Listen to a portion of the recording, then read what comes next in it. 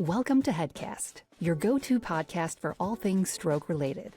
Here we chat about care, rehabilitation, life after stroke, and the amazing innovations shaping recovery. Whether you're a survivor, a carer, clinician, or just curious, Headcast is where real stories meet expert insights, all with a friendly, down-to-earth vibe. We'll dive into the challenges, celebrate the wins, and even enjoy the occasional off-topic chat to keep things light. So grab a coffee, settle in, and join us on this journey. This is Headcast, connecting hearts, minds, and stories in the world of stroke.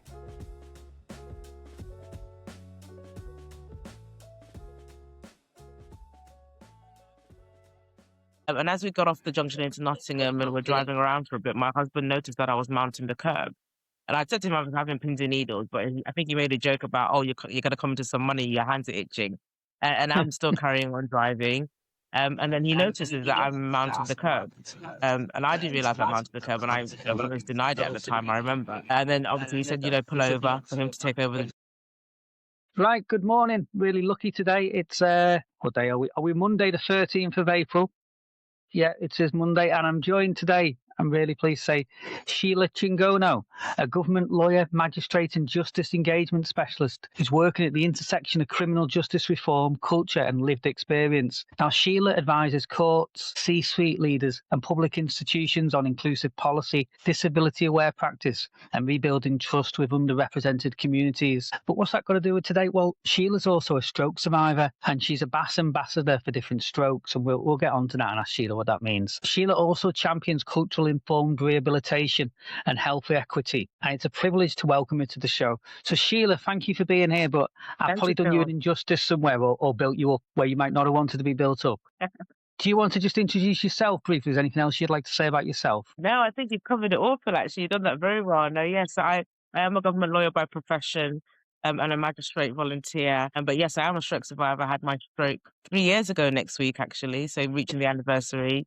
And Wow. Since then, I have been engaged in a lot of outreach work, public work, because frankly, I realized that my life was saved, and I realized it was saved for a reason, for me to, be engaged and more active in areas that I had already been working in, but with a bit more of a passion and a wider consideration beyond myself. So Sheila, if you don't mind, because I'm trying to work out where you have time to have a stroke in all of that. You're an incredibly busy lady and obviously passionate about it. And I like to see the word equity, not just equality. I think the equality is probably the easier one to do, but actually giving people a leg up and recognising that they need a help is often more difficult. So about yourself and then your stroke, you say 3 years ago, what, where and how? So yes, me and my husband were at a family function on the Saturday before my stroke. We drove up to see a relative in Huddersfield and we stayed over the night. Around 4 p.m. on the Sunday, after a relaxing, very chilled morning, we decided to make our journey back home, and we were stopping in Nottingham, where his family is from. I drove that entire journey from Huddersfield to Nottingham on the M1, absolutely no problems, chatting away and listening to music. And as we got off the junction into Nottingham and we're driving around for a bit, my husband noticed that I was mounting the curb. And I said to him I was having pins and needles, but I think he made a joke about, oh, you're going to come into some money, your hands are itching. And I'm still carrying on driving. And then he notices that I'm mounting the curb. And I didn't realize I mounted the curb, and I almost denied it at the time, I remember. And then obviously he said, pull over for him to take over the driving. And as he's come round to the driver's door to get me out the car, my entire left side has given way. But because I knew I had high blood pressure, I knew in that moment that I was having a stroke. So I think that is part of the saving grace, because he had no idea what was happening. But I said straight away, I'm having a stroke. I'm having a stroke. He called the ambulance. I'm having a stroke. And he had to basically lift me and drag me into the back seat, essentially, and then carry on making his way to his sister's house while we waited for the ambulance. So yeah, that's how it happened. I was driving. I can feel my heart going faster thinking about it. Yes. It's so frightening. And I'm just thinking about myself in the car. I've had curb something and my wife had said, oh, you're knocking the curb. It would have started an argument in the car. Yeah, probably. Yeah, I know what I'm doing. Yeah. So I probably was a bit defensive, but at the time, because I never noticed, it didn't occur to me that that's what I was doing. So after that, he called an ambulance, did he? Yes, so he called an ambulance, and the ambulance came quite immediately, for what I recall. I don't remember much of the stage. And I was then admitted in Nottingham, because obviously that's where we were when the stroke happened. I was there for 2 weeks in Nottingham Queen's Medical Hospital. And then I was transferred closer to home, where I live in Warwickshire, to Coventry and Warwickshire Hospital. And then I spent my last week and a half at Georgia in Leeton for rehabilitation. Yes, I know what you mean. So in terms of time in hospital, what did that look like for you? Was it fairly quick or? Well, actually, when I speak to other survivors who've been in hospital for months, I don't know how they did it because I was literally at the end of my tether by week 2. Week 3, when I was in Coventry, that was my worst week. I was actually severely depressed, crying a lot because I wanted to leave.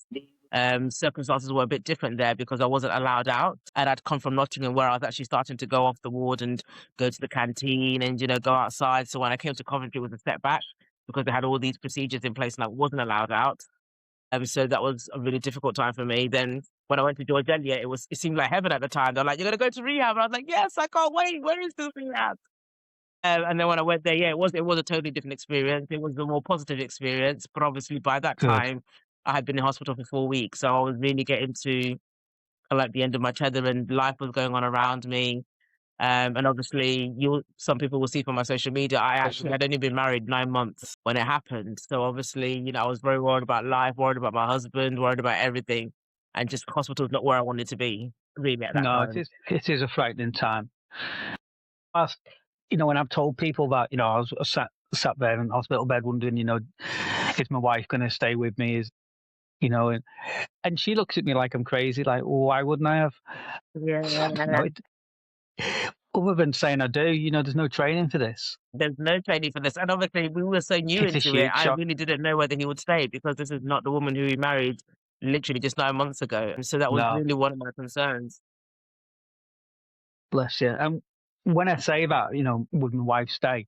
My wife actually married me. We weren't actually married at the time. Okay.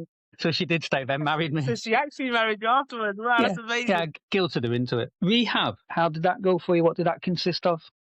So rehab for me, obviously, I started rehab probably I'd say about a week after my stroke. I started it in Nottingham. So at Nottingham, they would come and take me off the bed, take me onto the gym in the ward, and we'd do stuff like trying to lift up a cup and the basic initial rehab. By the time I got to Coventry Walsgrave, it wasn't as much rehab in terms of going off the ward or going to the gym. But I did have a lot of cognitive tests done on me there because that's when they became aware of the fact that I was a lawyer. Part of what triggered my depression there is because I wanted my work laptop. So my manager came to visit me and I asked her for my work laptop, but I said, I need to know if I can still remember the cases. I was really frantic about it. She said, Sheila, I'm not giving you a work laptop. But then when psychology became aware of it, they then done some very intense cognitive testing on me to check if my cognitive function had been affected. Because that's one of the things I was worried about, and it turned out to be okay at that time. And then when I eventually got to George Eliot, that's when we started doing more of the cycling on the bike, trying to stand up, trying to walk, trying to get balance back. And because obviously the stroke affected my entire left side, so the whole left side was gone. So that was when I started to take my first 1 or 2 steps. But when I was discharged, I was still discharged in the wheelchair because I couldn't walk. But for me, that's where now I'm so passionate in my campaigning because I became aware of favorable my rehab was after being discharged from hospital compared to a lot of other people's. So when I was discharged, I then had community stroke team more or less engaged within about a week or 2 of my discharge. And they would come twice a day for about a month solid, from about end of June towards August, about 6 weeks. They were coming twice a day for those 6 weeks every single time. And it was difficult, don't get me wrong. I was probably the moaner and, I don't want to get out of bed today.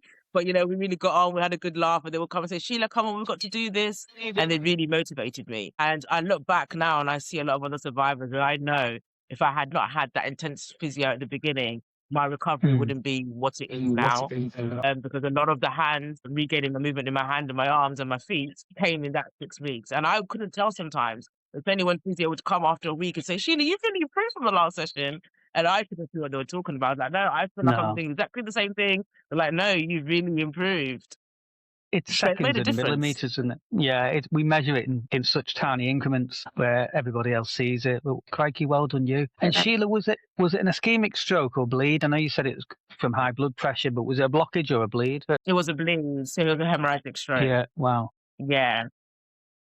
So what probably finds difficult now, I'm holding back from saying it, you've made fantastic recovery, because it doesn't end there, does it? Or it hasn't ended there for you. Sorry, I don't want to take into any depths, but what are you living with now?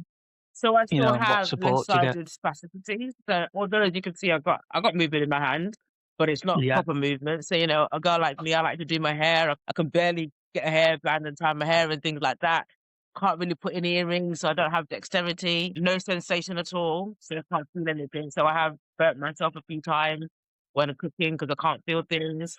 Obviously, there's no strength in the shoulder and the arm, so obviously I can't lift heavy things or do anything that requires any great coordination with the left hand because it's not really doing much, albeit though the fingers and stuff move, but it's not really aiding in daily activities per se. So I think a part of that is I've become more dominant on my right hand, even though I was right-handed, but now I kind of do everything like this all the time because I feel like this hand doesn't really help. I also, although I can walk, I walk with a splint and I use functional electrical stimulation for walking and because I have no movement in my ankles and my toes. But yeah, with those two things, I can walk and I can walk about. And I have So the got back to functional, driving. I was going to ask you about the driving, but the functional electrical stimulation, the FES, you said it helps you with your walking. Is that a device which you've got implanted? Or is Yes, it the ones that you put one part of it in the sole of your shoe, and yeah, then the other pads they go on your actual leg with the electricity coming up, and you just clip it on your clothes. And yeah, so as I take steps, it lifts up my left foot for me in that flexing position. that's superb. Yeah, And those to help. yeah, I don't come across many people. I've come across people with MS and Parkinson's who've had use of it sort of in that way, but Yes, less so with strokes. It's brilliant to hear about that. yeah, no, I'm it's much really older than helpful. you, and I had my stroke 10 years ago. And Wow, so FES was around, but I don't think that bit had been invented yet. right, So it was okay, very much still stick on and see which bits were activating your muscle. right, okay, But I certainly found it a benefit. yes. Now it's about you, so I'm not going to waffle on about how difficult I found getting my driving license back. Yes, I have heard stories about that, and I think I didn't realize how difficult people have found it because I never had that experience. And I think for me, I don't know if it's because from the medical side of things, I didn't apply or think about driving for a very long time after my stroke. So shortly after my stroke, I think DVLA were informed by my husband at the time. But around 7 months later, that's when I actually thought about, okay, I actually might want to get back to driving. And at the time when I started the application, DVLA emailed my consultant straight away. And my consultant sent back my MRI scans and the up-to-date scans regarding my brain and the bleed, and essentially said it cleared pretty well, so there hasn't been any long-lasting damage.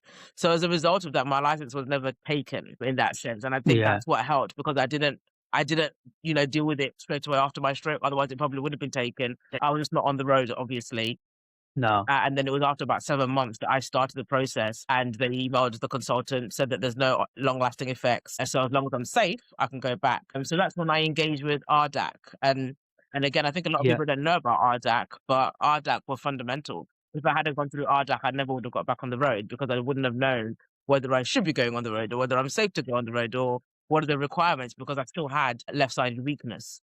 So yeah, RDAC were really fundamental in helping with that. I believe they do have sites across the country in quite a few locations, but obviously I went to their main head office, regional site, because it's close to me in Solihull here in Birmingham. And so, yeah, it was almost like a driving test in a weird way. It was very weird because obviously I passed my test over 10 years ago. So it was a very weird experience. But yeah, we drove around. Although I don't know what they call it medically, but like I had like vision issues slightly on my right side. So I yeah. couldn't That's always, sorry, my left spatial side, yes. awareness. Spatial awareness, that's the word.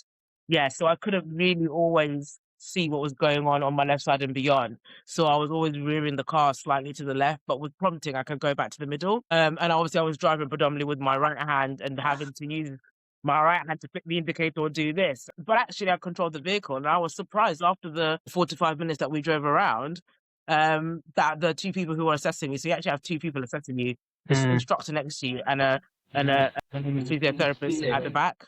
And they both said, yeah, you're fine to get on the road. And I was shocked. So I was like, really? But my left arm is not really working yet. They're like, in time that movement will fully come back. But as long as you are safe in your vehicle and you can control the vehicle, we have no issue with you getting back on the road.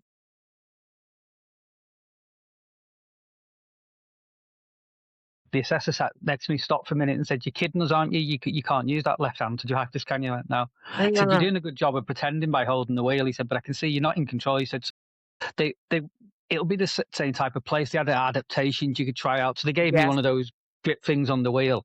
And he said that was much better. And actually my confidence shot up because my Wow. shoulder stopped hurting because I'm having to hold it in an awkward position onto the wheel. Yes. Yeah, it was right. I lost my license for a bit. I don't have any grounds. It was just difficult to get it back once I'd done the assessment. Yeah, yes, yes. But How long did you have to wait for it to come back then? about a year. No way. Yeah, it was over vision. So at the time, Mm-hmm. so whilst my vision had retained, Mm-hmm. had come back. Sorry, I still had to do some further testing. Right, As I okay. said, I've no qualms over people keeping people safe. It Yes, seems just eminently sensible to me. yes, I couldn't disagree over that. yes. It's just very frustrating, isn't it? Yeah, going through the process, I But can I guess imagine. it's first world problems. I guess it was the least of the worries. Yes. Returning to work, how did that go for you? So returning to work was actually really positive. The manager that I had at the time, she was extremely helpful. Obviously, I do think that working within the civil service has its advantages Mm, because obviously I was entitled to my 6 months pay off sick. yeah, And when we realized that my cognitive function wasn't affected, it was just the physical side in terms of the left hand, we started to put things into place. So obviously in my full-time role, I go to court. So I physically go to a court building and I travel to a court building. So we had to now look at options of doing more remote sittings and there are remote sittings in the jurisdiction that I work in. So that was initially what we did at the beginning in terms of my phase return, was just first familiarizing myself with the systems, the computers, getting all the adaptations put into place. So obviously I had to get furniture delivered at home for me to work at a desk that's height adjustable and a chair that's the right chair for me. I had to get Dragon software installed on my yeah. laptops for me to be able to dictate. So all these things had to be done. But I think it was done in a way that was so helpful in terms of my phase return because it allowed me to gradually ease back into things without feeling overwhelmed. Brilliant to hear. It really is. It's a bit like everything else to do with care. You hear good and bad, and I Yes, hear too many of the bad. So it's fantastic to hear that positivity because I know this is a throwaway comment, but it is just money, to yes, make the adaptations. And it's never usually that huge. People come with preconceived ideas of what maybe life is now like for stroke. So some of my biggest issues, it wasn't to do with anything around the environment. It was to do with yes. people, and Wow. just their understanding. So work had paid for an occupational psychologist for me Hmm. to help me and was working with me at adaptations and try and work around solutions to things because a bit of a bugger really for going through it like a bull in a china shop. Well, no, I'll just push through this. It's just a bit of pain. I'm a bloke. I can do Yes. this. Puff my chest out. It turns out it doesn't work. Yeah. So that was really hard. And the amount of times I'd be sat at my desk crying, I suffered from emotional lability and I'd just be there for no reason I could tell you now why, but just be crying my eyes out. Hmm. And then you start to feel sorry for yourself and more tears would come on. Yeah. But my assistant at the time was brilliant. She never mentioned it. The amount of times she came in and found me in tears, Hmm. but responded really well. And in the end, she ended up sitting down with a psychologist with me as well, Yeah. and helping her understand in terms of how she could best help me. Yes. That's So I good. felt incredibly lucky. So I'd say 99% of it was really quite positive. I returned too early, but it took years for me to realise that. Yeah. But again, I think that was just me being a pig-headed male. But no, I think a lot of ego people got in the way. I think a lot of people probably feel the same way about me because as I said, as soon as I hit my 6 months and I was going to go to half pay, I returned. I had a Yeah, phase return. I actually got promoted while I was in hospital. So I actually received a promotion while I was in hospital, and I was really, really anxious fantastic. about that because it was a job that I'd applied for well before the stroke, but I was on a reserve list. So the promotion came through while I was in rehab at George Eliot, and I remember calling my manager frantically crying, saying, "Oh, what am I going to do?" She's like, "Sheila, you obtained that job through a fair and open competition. The position is yours. We will figure out a way for you to transition." So I do think in hindsight, that also helped me because when I went back, I didn't necessarily go back into an old routine. After my phase return, my old manager then handed me over to my new manager and I went into a new role essentially. And which for me, I think looking back at it in my faith, God really put me into that role for a reason because I don't have to Yeah, go to God court bless as you. much for that role because it's actually a more intellectually challenging role in terms of the law. So it doesn't require as much in-person court attendance.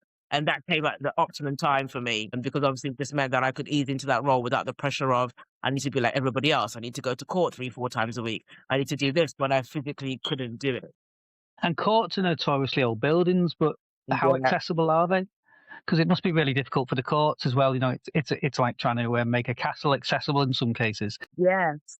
So obviously, because I represent the government department that I work for in the tribunals tend to be more newer buildings. So the tribunal is actually perfectly accessible in terms of Right. where I go for my main job.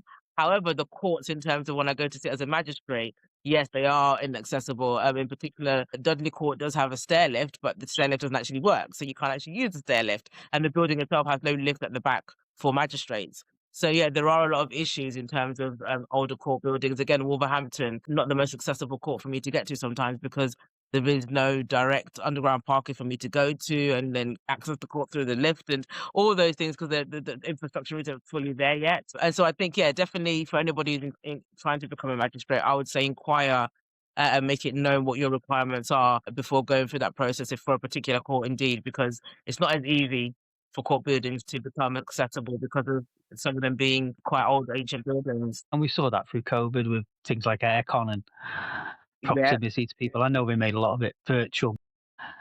Haven't been in court since. yes, Just for those, because they wouldn't be privy to our conversation before this.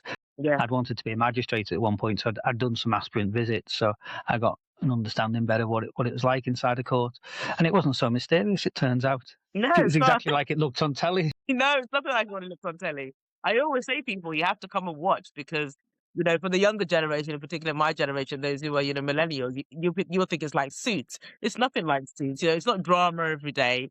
Yeah, But people have this perception of court. So yeah, I always say to people, just go and watch. and I know this has nothing to do with what we were talking about, and I don't want to get anyone into trouble, but I'm going to mention it because I thought it was lovely.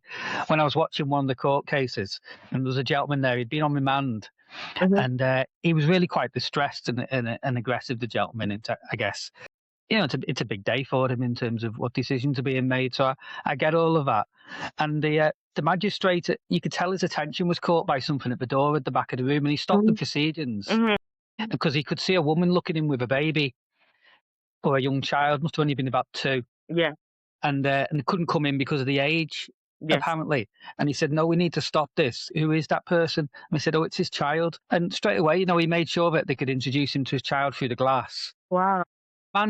The man's whole body language just changed in an instant, and it really was a bit of light bulb for me, thinking Mhm. that's fantastic, in terms of demonstrating that. Yeah, And he got the best out the person. yes. I don't have this negative view because the person's on remand. They're by the grace of God sometimes for us all as to the situation we're in, Yeah, and and that's uh, the and thing that I'm they learning that probably got the best out of him. 100%. Sorry to talk over And you. it's just the human connection. Like, sometimes when you're in a position of authority, that's one thing I'm passionate about. Is just treating people like humans and Mm, understanding that underneath everything that's going on, there's a human under there who's going through a range of emotions and things that we can never understand. Like I say, he got the best out of it just for that simple gesture. yeah, and I thought it was lovely. If you'd asked me 10, 20 years ago, I probably would have had the complete opposite Yeah. view. So I know he doesn't deserve to see the chat, and I generally think it's because of the stroke. I Mm, see things so much differently, and I feel I'm more compassionate. yes. And it is that walk, just a mile in someone else's shoes. It's amazing. Yes. I Yes. just needed to suffer, I guess, a little bit. Yeah. It does do Whether that. that's Having something like a yeah, stroke really does change your perspective on life, especially when you then become aware of how fragile life was. And that's why I'm passionate about the things that I now do because I was walking that journey in my own mindset of, my career, my lawyer thing, I want to be a judge. But actually, there was a whole lot of other things going on that I didn't choose to pay attention to because I was being quite selfish in that moment. And yet, life is fragile. And if you have the mm, opportunity to advocate, like what you're doing, hosting these podcasts, if you have the opportunity, you don't know who you're helping, even if it's just one person out there, to no, see life in a different absolutely. way.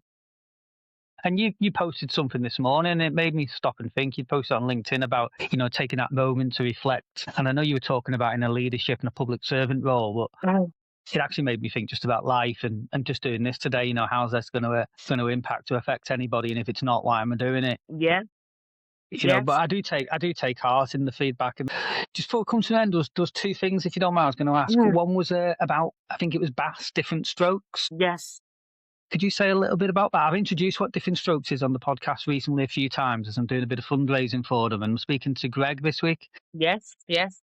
So I'm looking forward to that. As when I had my stroke, Greg was there on the forum, That's amazing. and I'd got some great feedback, and it was some really dark and low times. You talked about, and it's not a competition about how long in hospital, but yeah, I was in for 4 months, and it Did was you after. survive? Well, I say I was inside because that's what I'd imagine it felt like. You Yeah, were locked away. yeah.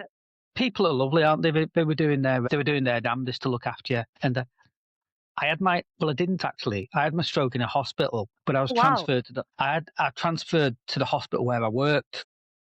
Some of that was because I wanted to be near people who are new. Yeah. It wasn't about not trusting the people in the other hospital. Mm-hmm. But I'd worked with these people for 10, 15 years and I knew Mm-hmm. them quite well. Yeah. And I felt really lonely. It was further for my family to travel. So I ended up in a hospital, people looking after me who I'd seen every day in the canteen or walking down the corridor. So that's How quite, did that feel? it was lovely, Oh, wow. genuinely. And Sheila, I thought I knew what went on in the hospital.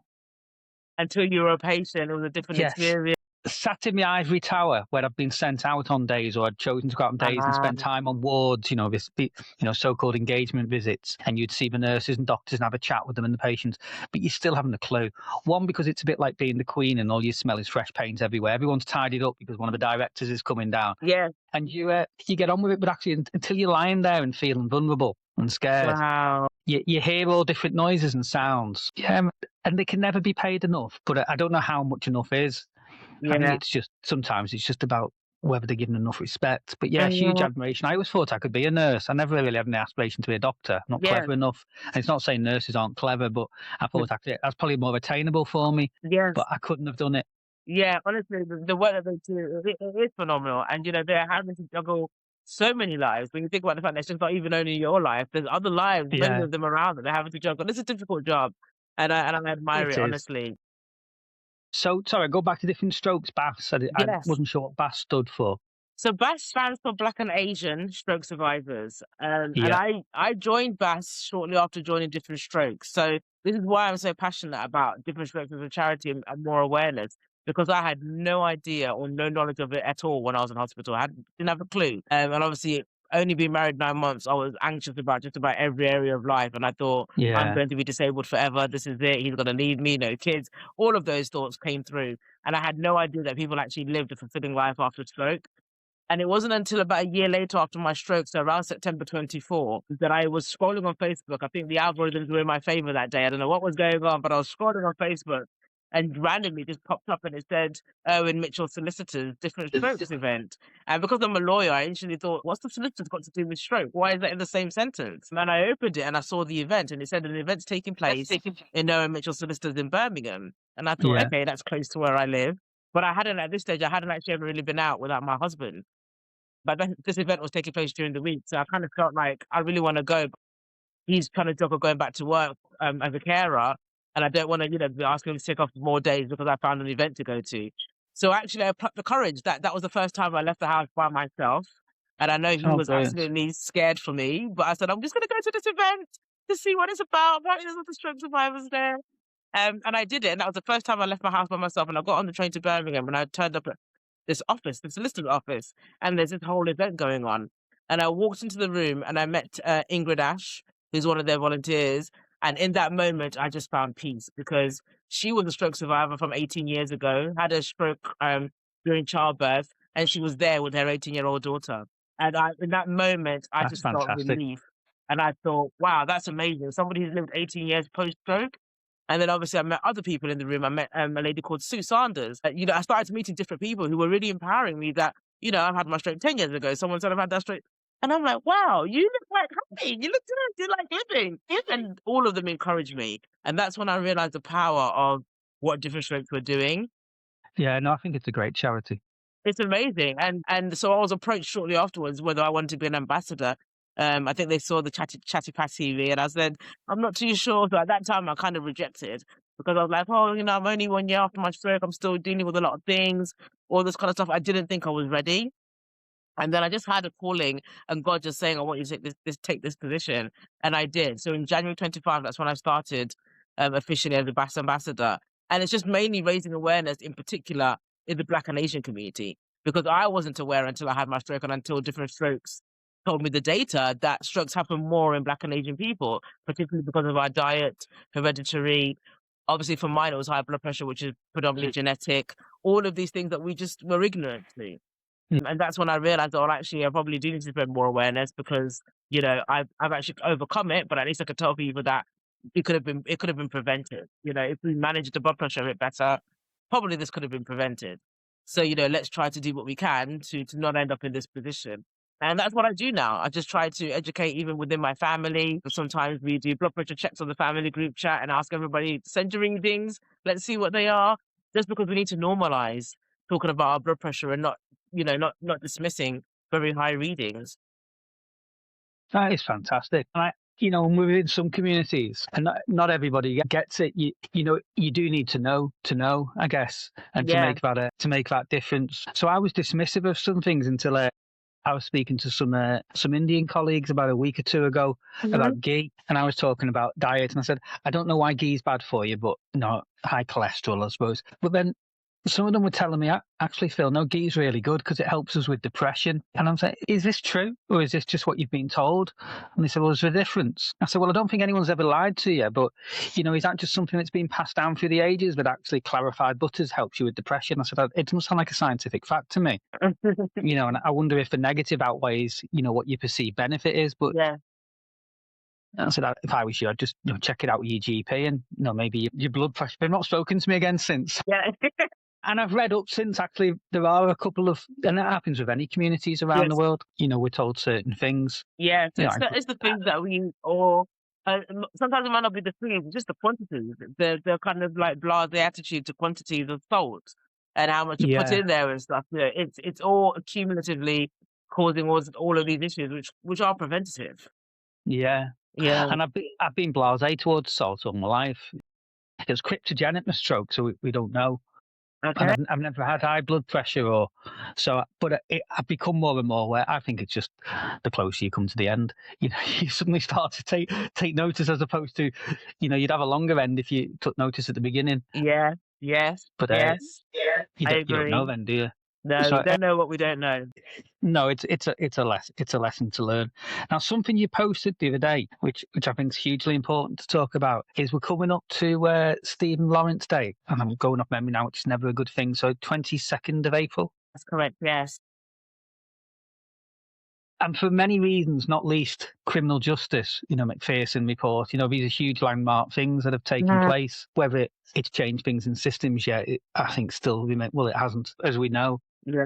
But you've got an involvement in that? You're talking? Can you share a bit more about that? I'm delivering a keynote within my government department on Stephen Lawrence Day within the network. Within that network, we're sharing knowledge about the day for those who don't know about the day, and then it's leading into a discussion about public civic engagement in the magistracy. So I'm hosting as a magistrate session, but the theme is around Stephen Lawrence and his case, and where, if there had been more representation within decision-making areas, where there could have been a different outcome to that case. So obviously, in terms of the case, when you break it down, there were several pinpoints at which people failed to make certain decisions or had certain biases or unconscious biases as to what would have taken place. So in terms of the police initial investigation, gathering data, gathering evidence, gathering forensics, and then, all the stages that followed after that, there was a lack of representation, and therefore it meant a lack of understanding and, curiosity to investigate the case properly.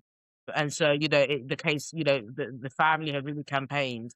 And I was a child when this happened. So a lot of what I understood about the case then became through the media. And I didn't really understand a lot about it until I started preparing for this keynote. Because I wasn't really aware that much of the McPherson report. Because again, I was 9 years old at that time. So, these things were happening when I was still a child. But it began to really make me aware of the fact that, there are things that have been spoken about and over the years spoken about, but they're not really helping towards systemic change. No. But a part of bridging that gap, I think, for myself, is when people like myself reach certain stages and reach certain positions, we have to come back to the community. And that's where I take the personal responsibility to say, I'm in a position of authority where I can make decisions that affect people's lives. I owe it to my community to go back and say, you have a right to also be at this table. There shouldn't just be one of me. It should be representative. And obviously, in particular, when it comes to the magistracy, a low number of magistrates, or nationally, actually, when it comes to judges as a whole, including the wider judiciary, only 1% of judges in the United Kingdom are Black, which is not representative of the demographic of those who are Black in the United Kingdom. So again, we owe a responsibility once we get to those positions to go back and say, you are entitled to be in these spaces where decisions are being made, for you to bring in your input or bring in your value. So I think Stephen Lawrence's case highlighted a lot of issues and highlighted them. But it's now time to take things the next step forward and actually bring about that change that's been spoken about for so long. I think if anyone's watching or listening to this, Sheila, not long out of having a stroke, you talked about the difference you can make, and I'm reflecting on that again as you're talking, and I hope they do take heart from actually how far you're coming and how passionate you are. The stroke hasn't held you back. It's if anything, given you a greater calling, I think, yeah. Yeah, You know, definitely. so And you see from my posts, I talk a lot about God because although I was a Christian from like my early 20s, I never grew up a Christian per se. I yeah. began to understand more about God in my early 20s. But through this experience, I've really understood what a calling means. Because I don't take it for granted, Philip, that I'm in this position. I don't take it for granted that I was a magistrate at 30, that I'm a young black female, and that now I'm a stroke survivor and I went from being fully disabled to gaining back independence. These are things that I don't take for granted because they don't happen to the everyday person. I've been working in the government for 13 years. Again, these are things that not every millennial young black woman has done. And so I'm really leaning into my calling and my purpose, because a lot of things start with one person, but they help generations to come. So I do see that this is way beyond me, way beyond even my lifespan. But it's just planting the seed because I don't think I was placed where I am by mistake. This is a bit like people going to space. You Mhm. know, it's the next generation of people that will be inspired, and Yes. and I think that's exactly what you're doing, Sheila. You know, you're inspiring people, and I said that a lot to people, and people say, "Oh, it's inspiring what you do to me." I Yes. say, "Is it? I'm just getting on with life. It's not particularly inspiring, but actually, I You realize are. sometimes it does make a difference to people." Yeah, because now you're giving me a platform. So what you're doing is equally important because the things that I'm campaigning for, the things that I would do would mean nothing if I'm not given the Yeah. platform. So you're equally what you're doing feels amazing. Well, I know people close. I say close to me, not really close in family, but outside of this life. You know, if I use the word privileged white male, you know, will roll their eyes at me, but that is how I feel, And and I have done from working in the public I sector for a long, respect you. long time. I respect you 100% because again, it's not every privileged white male that will identify as such and that will then even open up their platform and use that space and that privilege for the better good. So Mm. 100% respect to you, Phil. You own Oh, it, you thank you. own that space, and I'm grateful to know you because it's having that allyship as well as somebody from an underrepresented community. It's when you have allyship that real change starts to happen. And it's people like yourselves that make that change, visible. People like the ex-police officer that I saw today who were able to have those conversations. It's people like that who make change actually possible rather than those of us who are fighting. We can fight all we can, but actually, like you say, those who have the privilege are the only ones that can help bring that change about. Yeah, we were speaking offline beforehand about, you know, in quotes, hard to reach communities, and they're not hard to reach, are they? But they're just not heard enough. Yeah. You know, and I can't help. And there's a bit of a chicken and egg, you know, because the people knocking on their doors don't look like them, don't understand them. So it is difficult, but I do think once you make the effort, people from all walks of life appreciate that you're making that effort and trying. But you're doing fantastic for yourself. You know, Thank you, you've Phil. been able to come through that initial shock and scareness because it is scary. You know Yes. what anybody thinks. It's like, well, you know, you had the stroke and they put you back together, but it's up in the brain. It doesn't You know, stop. Yeah, it doesn't no, it stop. doesn't. It Sometimes doesn't. sometimes my husband has to regulate whether I'm being too busy to block out the negative thoughts. And so he sometimes says to me, Sheila, you're not doing too much, but you're not doing too much because you're constantly always trying to prove yourself to yourself. You're always trying to think, am I ever going to be like this? Can I do this? And challenging yourself. It's like 24/7. You're always challenging yourself because you're always trying to be better than where you were yesterday and even trying to recover. And so one thing I am looking forward to after I go on a little girls' holiday this weekend is I'm going on to rehab in June. So for 3 weeks, I'm doing an upper limb program in Great. London, and I'll be documenting it all, and hopefully I'll do a vlog. But I'm starting to appreciate that recovery isn't straightforward because again, as I started to get No. independent, I thought, okay, my arm's going to be moving, I'm going to be running, and I'm going to be back together. And I'm celebrating 3 years next year, and actually things aren't still fully there. And obviously, we're still very early in marriage. We want to have children. It's something that we are thinking about and trying for, want to be ready for. So I still feel like I need to physically get a bit better to be able to deal with that. So it is still an ongoing challenge. It's never an easy journey, no matter what people seem to No. be doing. It doesn't make I it know easy. I know I commented to you a couple of weeks ago about the word recovery, and I'd made a note today of trying to mention it was, and because recovery, I've realised isn't for me what it was before, Mm, and so I don't actually, I'm no longer sure. You know, maybe I've recovered and this is me. yeah, You know, and I'm chasing something actually, but I don't need to be chasing. But so I'm uh, true. I'm just trying to keep active now. I think that's my focus. If it's not, Yes. you know, today I've done things I couldn't have done maybe a year ago or 2 years ago, and I'm 10 years out. So I planted a tree this morning. Wow.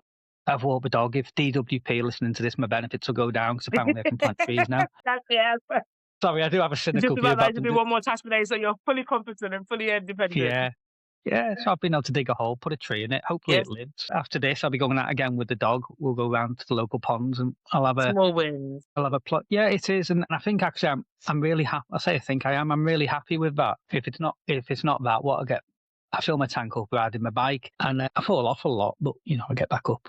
Yeah, yes, As long as I yes. don't fall off on the road, I don't mind particularly too much where I Don't fall fall off. off on the road, no. No, No, I totally agree. And, just doing the things that you love in life is so important.